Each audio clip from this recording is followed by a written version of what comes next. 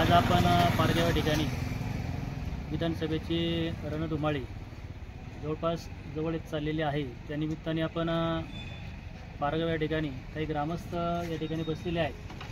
त्यांचा आपण मनोगत विचार त्यांचा पाठिंबा किंवा त्या इथून पाठीमागं जे काही लोकप्रतिनिधी असेल या लोकप्रतिनिधींनी आपल्या तालुक्यासाठी काय विकास कामं केली. सर्वप्रथम नमस्कार, आपलं नाव? रामचंद्र रंगनाथ दुपरे.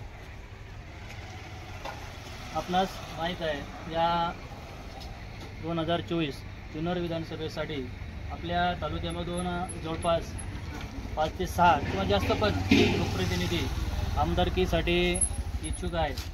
तर मला आपल्याला एक प्रश्न आहे. आपले सर्वप्रथम या जुन्नर तालुक्याचा लोकप्रतिनिधी म्हणून पसंती कुणाच असेल? मी आत्ता म्हटले की इच्छुक नाही, सगळ्यांनी उमेदवारी अर्ज भरलेली. त्यामुळे पहिली पसंती शरद सोनवणेला असेल. 2014 मध्ये ज्यावेळेस आमदार झाले त्यावेळेस आत्ता पण विरोधक पण सांगतात त्या रस्त्यांचं जाळ जर बनविलं असेल ते शरद सोनवणे. आणि दुसरा विषय असा आहे, शरददादा सोनवणे म्हणजे गोरगरीब जनतेचे आमदार. बाकीचे आहेत मग कोणी येणार, मोठ्याच्याच घरी जाऊन बसणार.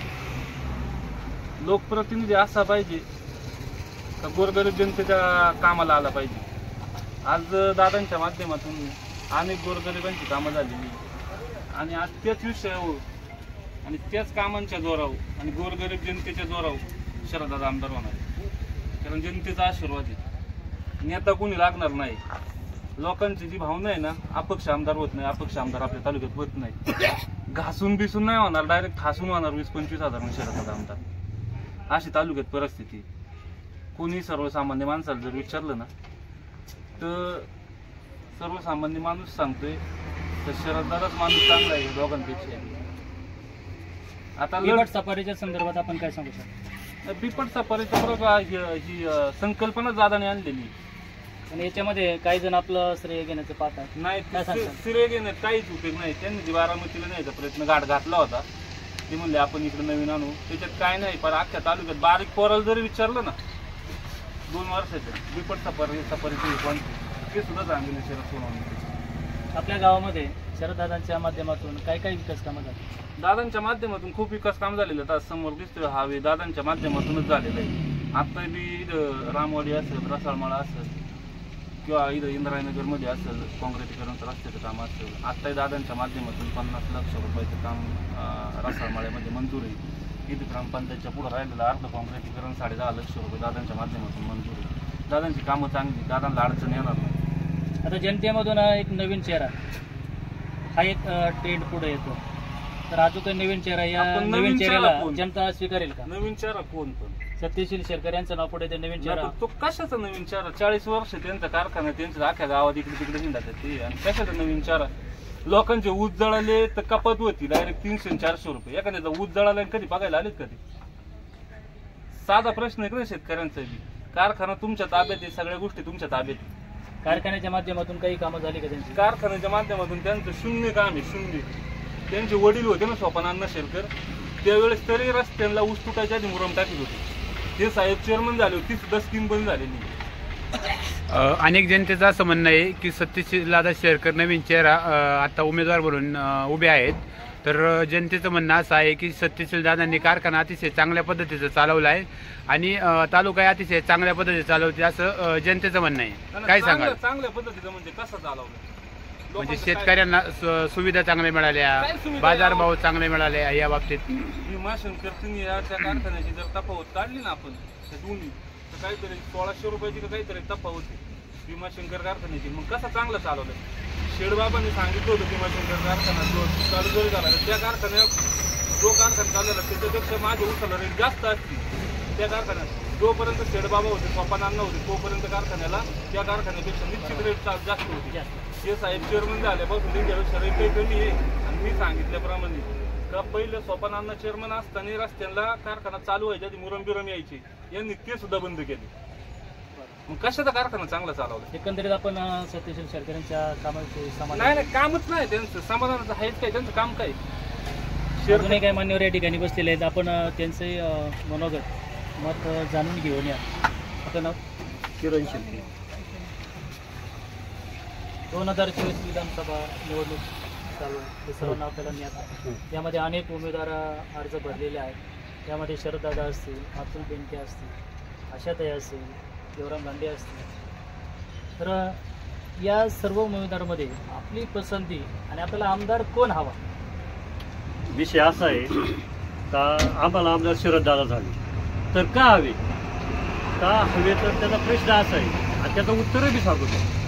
सर्वसामान्य गोरगरिबांचा आधार, एखाद्याचा ॲक्सिडेंट झाला किंवा अनेक काही समस्या झाल्या, पण काही होऊ द्या, ॲक्सिडेंट होत्यात किंवा वाघाने हल्ले करीत्यात किंवा अजून काही झालं तर दादा सगळ्यात पहिले धावून येतात. आणि एखादं समजा पेशंट आहे, त्याचं जर बिल समजा 1 लाख झालं आणि जर त्या माणसाला पैसे नसतील तर दादा स्वतःच्या खिशातून पैसे भरीतात. अहो याच्यापेक्षा काय पक्ष पाहिजे ना, काय पाहिजे? सर्वसामान्य जनतेतला माणूस शरददादा आहे आणि आम्ही त्यांच्या शरददादांबरोबर आहे आणि इथून पुढे बी राहणार, कारण ते सर्वसामान्य गरिबाच्या कामाला येतात. त्यामुळं आमच्यासारखी सर्वसामान्य जनता दादाच्याच पाठीमागे आहे आणि दादाच विजयी होणार. इथून पाठीमागच्या कामांवरती आपण समाधानी आहात? इथून पाठीमागे शरददादांनी जी तालुक्यासाठी जी काही विविध कामं केली त्या कामांबाबत आपण समाधानी आहात? अहो त्यांच्या एवढी कामं कोणी करूच शकत नाही. तुम्ही आज मी सांगते ते रस्ते बघा, त्यांनी जे रस्ते केलेत त्याच्यावर या बाकीच्याला मुरंब बी टाकता नाही आला. नाही तर तुम्ही जाऊन खात्री करा जे रस्ते केले त्याच्यावर झालेत थोडेफार बाकीचे ह्याच्यातूनही रस्ते, पण दादांनी जेवढे रस्ते केले तेवढे कुणीच करू शकत नाही. मी स्वतः माझी तांबाटा असायची, मी पारगावमधून तांबाटाच्या कॅरेटची गाडी भरायचा आणि घेऊन जायचा. तर दादा आमदार नव्हते तेव्हा अशी परिस्थिती होती का गाडीवाला म्हणायचं 2 आणि 2.5 हजार रुपये भाडं द्या आणि एवढं गुडघे एवढं खड्डे होते 14 नंबरपर्यंत. पण दादा आमदार झाले आणि पारगाव ते 14 नंबर रस्ता फार सुपर झाला. गाड्यांवाली सुद्धा मोकळ्या मनाने यायला लागली तर आम्ही येतो नारंगाव मार्केटला. अहो एवढा विकास केला लोकांना काय पाहिजे? पक्ष आम्हाला पक्ष नकोय, आम्हाला फक्त माणूस हवाय तालुक्याच्या विकासाला. सर्वसामान्यांच्या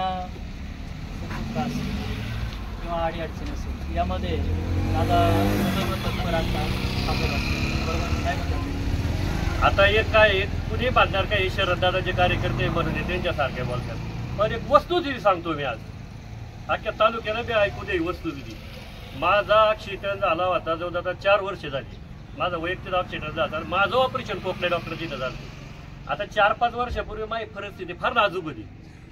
नाजूक असल्यामुळे विषय असा झाला, कोकणे डॉक्टरची इथं 1 लाख रुपये बिल झाला. माझा ॲक्सिडेंट झाला मोटरसायकलवर आणि 1 लाख रुपये बिल झाला. विषय असा झाला का आता पैसे भरायचे कसे? भैया आता माझी परिस्थिती चांगली, त्यावेळेस परिस्थिती फार बिकट होती. तर त्या माणसाने फक्त मी मेडिकलचे 25,000 रुपये भरले. म्हणजे ज्याने उडावलं होतं त्यांनी 25,000 रुपये दिले. आपण अजूनही कोणाशी संपर्क साधला होता या संदर्भामध्ये? नाही, कोणाशी नाही साधलं, कारण आम्हाला माहिती आहे गरिबांसाठी धावलेला माणूस शरददादाची. दादा स्वेच्छेने तुमच्या मदतीला ऐका मी सांगतो पहिलं काय झालं. दादाला फोन केला, पप्पू शेट असतील यांनी हे केलं त्यांच्या कार्यकर्त्यांनी फोन. मी तेव्हा दादांबरोबर नव्हतो, वस्तूची सांगतो. आणि फोन केल्यावर मला वाटलं काय जे दादा येतात, काय चेअरजन म्हणल्यावर मला सोडणार होते कोकणे डॉक्टरच्या इथून. तर तो माणूस तिथं आला आणि माझी वस्तुस्थिती परिस्थिती विचारली तर त्यांनी सांगितलं खरोखर गरीब परिस्थिती. आणि त्या माणसाने त्याच ठिकाणी 75,000 रुपये फी त्या कोकणे डॉक्टरची भरली. आणि तुम्हाला जर तसं वाटत असेल तुम्ही आज कोकणे डॉक्टरची वाईट घेतली का मी त्यांचा कार्यकर्ता आहे म्हणून का मग फटामुली इलेक्शन चालू आहे हे काय नाही. वस्तुस्थिती तुम्ही आता जरी कोकणे डॉक्टरला गेले तर शरददादा सोनवणेने तिला 75,000 रुपये फी भरली. आता मग चालू आहे तेव्हा हे पुढारी बघतोय तुम्ही एवढे पैसे घ्या, तो पुढारी बघतोय तुम्ही पैसे एवढे घ्या, आमचं काम करा. अहो काय करायचं त्या माणसाबरोबर पैशाचं? हा जो माणूस मदतीला धावू देतो त्याचंच काम करायचं. आता सकाळवर आम्ही त्यांचा प्रचार करतोय. शरददादांनी गेली 5 वर्षांमध्ये विविध विकास काय काय कामं केली? अहो विकास काम आता काय सांगायचं, आमच्या गावातले सगळे रस्ते हे शरददादांनीच केले. उपोषण चालू होतं ते माहिती हल्ला केला होता ते एक सुद्धा फारीचा अधिकारी बघत नव्हता. वाघाने कुठे हल्ला केला काय केलं. पण आज आम्ही स्वतः काल प्रचारामध्ये होतो तर त्या फारीच्या खात्याच्या गाड्या सांगतात सावध राहा, बिबटे हल्ले करू शकतात.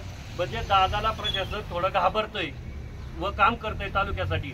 फारिस्ट खात्याच्या गाड्या आता हिंडायला लागल्यात. याचा अर्थ दादा गेल तालुक्याचा विकास करीत आणि सर्वसामान्य जनता पाणी भरायला आपल्याला जावं लागते. पण फारिस्ट खातं काम आता बऱ्यापैकी चांगलं करावं लागलंय. त्यामुळं आम्ही दादा मागं राहणार. आम्ही गरीब माणसं आहे, पण दादाला सोडणार नाही आणि विजय दादालाच करणार आम्ही. दादांचा प्रश्नावरती पकड हायच दिसतोय. फारिस्ट खातेवाली येत नव्हती, पिंजरा लावीत नव्हती, पण आता एका फुलो पिंजरा लावतात त्याच्या गाड्या बी गावामध्ये दिसायला लागल्यात. ते माईक बीक लावून बोलत आहेत. त्यामुळं कसं आहे, चांगला माणूस आहे आणि ही जर संधी गेली तर परत गोरगरीब जनतेला माणूस नाही असं काम करणारा. त्यामुळे माझ्या जनतेला हात जोडून विनंती तर चांगल्या माणसाला मतदान करू आणि तालुक्याचा विकास करू.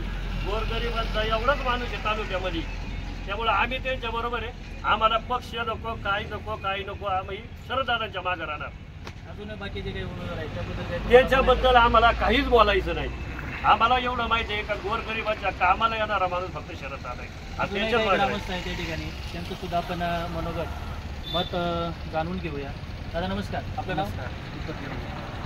काय सांगू शकता या विधानसभेच्या निवडणुकीच्या संदर्भामध्ये आपली पसंती कुणाला असेल लोकप्रतिनिधी म्हणून? प्रथम शरददादा सोनवणे. का बरं? त्यांचे विकास कामे परत गोरगरिबांसाठी त्यांनी जी मेहनत घेतली, परत कोणचे लग्न कार्य म्हणा, दसक्रिया म्हणा, सर्वांसाठी तो उपस्थित राहणारा माणूस म्हणजे आपला दादा शरददादा सोनवणे. त्यामुळे माझी पसंती फक्त शरददादा सोनवणे यांनाच असेल. आशाताई बुचके आहे, काय बोलायचं? नाही, बाकीच्या दिवशी आपल्याला काही बोलायचंच नाही, कारण आपली जी पसंती आहे ती शरददादा सोनवणे. प्रथम हे सर्व लोक एकत्र होते, त्यावेळेस एकत्र काम करत होते, त्याबद्दल आपल्याला काय सांगायचं? एकत्र करत होते काम, बरोबर आहे. पण आता जे दादा काम करतात जनतेसाठी, त्यामुळे आपला पाहिजे शरददादा. अजूनही काही ग्रामस्थ आहेत त्यांची सुद्धा आपण मत जाणून घेऊया. दादा नमस्कार, आपलं नाव? शिवम लांब. शिवम, ही विधानसभेची निवडणूक जवळ येत चाललेली आहे. जशी जवळ येत चाललेली आहे तसं तसं जी काही प्रचार असेल, सभा असेल, यांचा धडाका आणि उत्साह फारच वाढताना दिसून येत आहे. तर हा एक लोकप्रतिनिधी म्हणून किंवा एक लोकसेवक म्हणून आपली पसंती कुणाला असेल? पहिला पाठिंबा शरददादा असेल, कारण तरुण वर्ग चांगल्यापैकी दादांच्या मागं आहे. विजन म्हणून दादाचा पाठिंबा असेल. अजून काही सांगू शकता? नाही, काही दादांविषयी काय सांगायचे ते सगळे गोरगरिबांची जनतेचे आमदार आहेत. अजूनही काही उमेदवार आहेत, अतुलजी आहे, सत्यशील आहे, ते शेरकर त्यांच्या आहे, पुरते आहे. आशाताई आहे, देवराम लांडे आहे. यांना तुम्ही संधी द्याल का? नाही, आम्ही फक्त दादांच्या पाठिंबा आहे.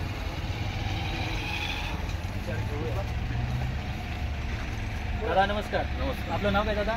सागर डुकरे. पहा, 2024चे विधानसभेची रणधुमाळी त्याच्याद्वारा चालू आहे. सगळीकडे प्रचार चालू आहे.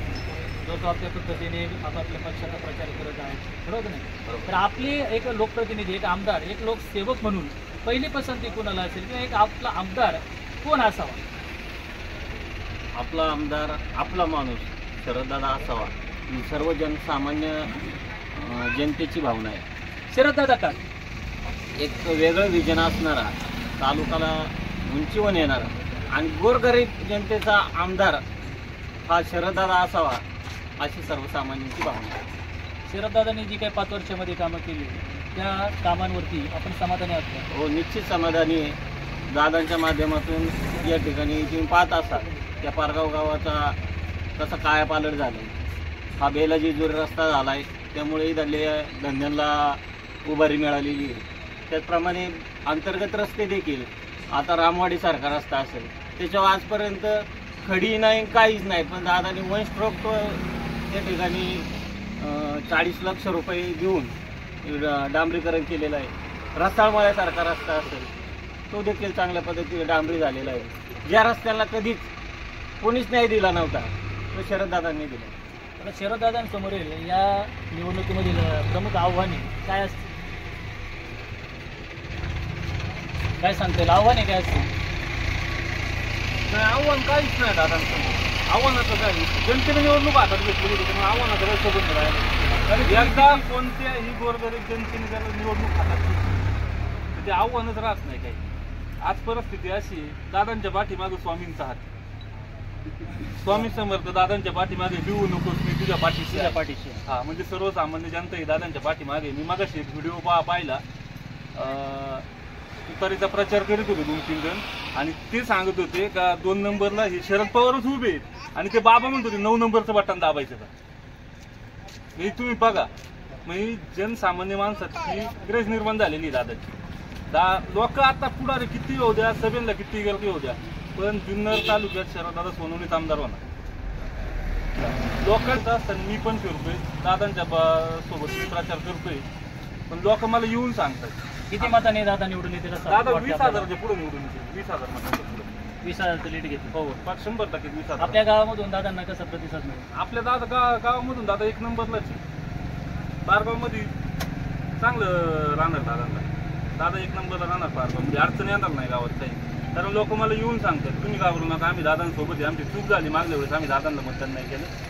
आणि खरोखर परिस्थिती तशी का मोठ्याचं काम कुणी करेल किंवा मी आता समजा मला पण अडचण नाही काय, कुणी आमदार झाले माझ्या समोरच्या स्वतःच्या सोडवणार. एक नवीन चेहरा म्हणून काय सांगतात? नाही, आपलं त्यांच्याबद्दल नाही माहिती. काय बोलण्यात मजा नाही ना, काय सांगता येत नाही आपल्याला. आज आपण या ठिकाणी पारगाव या ठिकाणी विविध ग्रामस्थांच्या काही मतं असतील, मनोगत असतील ते जाणून घेतलं. यामध्ये शरददादा सोनवणे यांना मानणारा वर्ग मोठ्या प्रमाणामध्ये आपल्याला या ठिकाणी दिसून आला आणि शरददादांच्या कामावरती या ठिकाणी त्यांनी समाधान व्यक्त केलं आणि इथून पुढील काळामध्ये शरददादांनाच एक लोकप्रतिनिधी निवडून येण्यासाठी ते वचनबद्ध आहे. धन्यवाद.